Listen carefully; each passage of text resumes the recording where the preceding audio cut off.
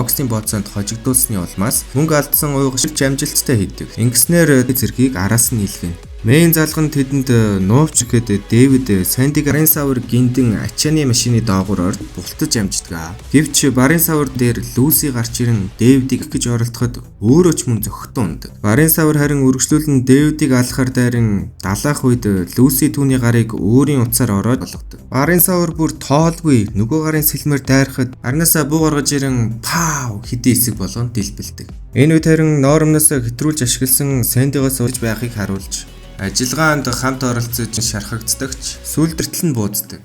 Би түүний системд нэвтэрч Сандигээ ашиглан хурдан хөдөлж үсрэн кибер галзуурлын толгойроход Дэвид ярьж за манайхан тэгээд 2 дугаар хэсэгт лайк, subscribe хийхээ мартвээ. Мөн сувгийг маань дэмжиж ста түгээгээрэй. За тэгээд дараагийн хэсгээр уулзтлаа. Түр бай бай.